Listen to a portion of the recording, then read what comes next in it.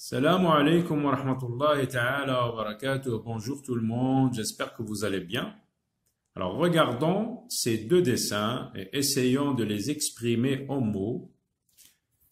Que peut-on dire de ce dessin? Regardez cette personne, ce sportif, ce garçon, qu'est-ce qu'il fait? Il saute un obstacle. Il saute un obstacle. Alors le deuxième dessin, que représente-t-il? Que peut-on dire du deuxième dessin? On va dire il pleut. Alors là, vous avez deux verbes, sauter, un verbe de premier groupe, pleuvoir, un verbe de troisième groupe. Pour le verbe sauter, par exemple, au présent de l'indicatif, on peut dire je saute, tu sautes, il, elle saute, nous sautons, vous sautez, il, elle saute. Pour le verbe pleuvoir, on ne peut pas le conjuguer aux autres personnes. On ne peut pas dire je pleut, tu pleus, etc. Donc, le verbe pleuvoir ne se conjugue pas aux autres personnes. Donc, on va l'appeler un verbe impersonnel, par opposition aux autres verbes qui se conjuguent à toutes les autres personnes. Et il ne se conjugue qu'avec le pronom il, qui ne peut être remplacé par elle ou un autre mot équivalent. Donc, ici, le verbe pleuvoir est conjugué à la tournure impersonnelle. Donc, on parle d'une tournure. Alors, qu'est-ce que c'est qu'une tournure? Si on veut définir le mot tournure, donc on va dire c'est la forme donnée à l'expression d'une idée. Donc, on a deux formes d'expression. On a la tournure impersonnelle et la tournure personnelle.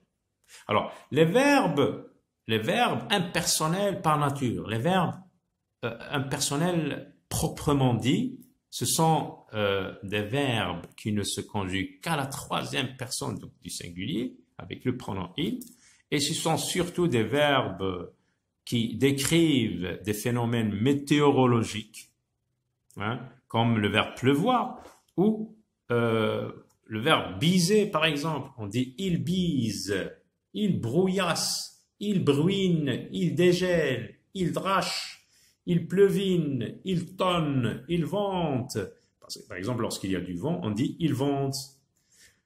On ne peut pas dire je vente, tu ventes, etc. Il verglace, il éclaire, il flotte, il fraîchit, il gèle, il grêle, il grésille. Et puis vous avez le verbe falloir qui fait exception, parce qu'il ne parle pas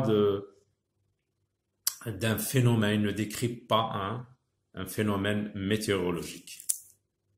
Prenons par exemple le verbe arriver. C'est un verbe qui se construit à la tournure personnelle, parce qu'on dit j'arrive, tu arrives, il arrive, nous arrivons, vous arrivez, ils, elles arrivent. Mais ce verbe peut aussi être construit à la tournure impersonnelle. On dit par exemple, il est arrivé un empêchement.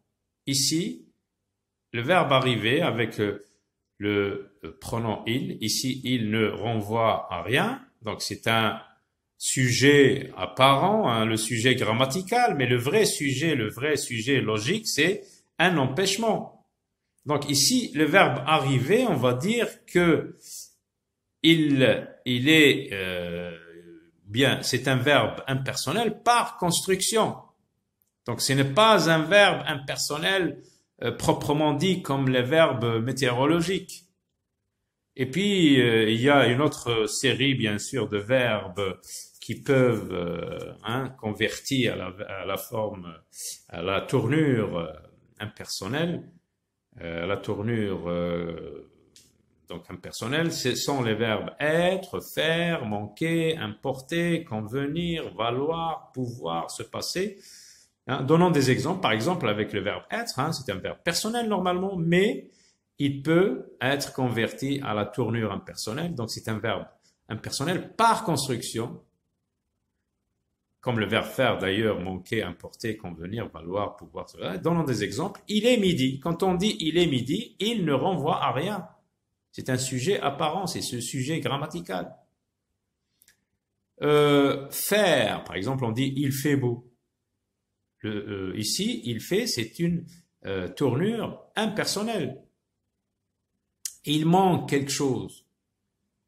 Le vrai sujet, c'est quelque chose. Ce n'est pas il. Parce que il ne renvoie à rien, ne renvoie ni à une personne, ni à une chose.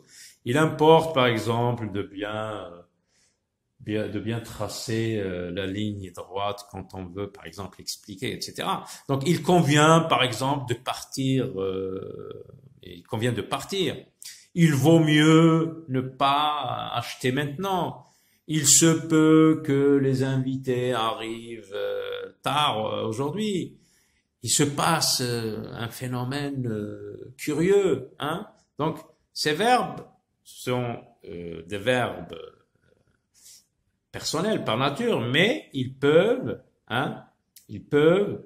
être faits, ils peuvent être construits à la tournure impersonnelle. Alors, prenons par exemple le verbe arriver. C'est un verbe qui se construit à la tournure personnelle. On dit j'arrive, tu arrives, il arrive, nous arrivons, vous arrivez, ils arrivent. Le sujet renvoie à une personne. Si je dis par exemple Amin arrive, il renvoie à un sujet réel, un sujet logique. Ce même verbe peut être construit à la tournure impersonnelle. On dit par exemple, il est arrivé un empêchement. Il ici ne renvoie à rien. C'est un pronom neutre. Le vrai sujet logique, c'est un empêchement. Le sujet réel, c'est un empêchement. Il ici, c'est un sujet apparent, c'est un sujet grammatical.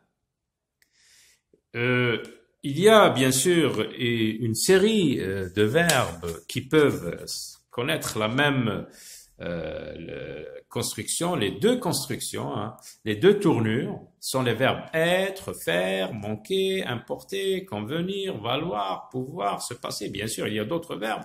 Par exemple, avec le verbe être, on dit il est midi. Quand on dit il est midi, il ne renvoie à rien. C'est un sujet apparent, c'est un sujet grammatical. Il fait beau, il fait chaud, manquer, il manque quelque chose. Et il importe de bien fermer la porte. Il convient de partir tôt. Il vaut mieux acheter.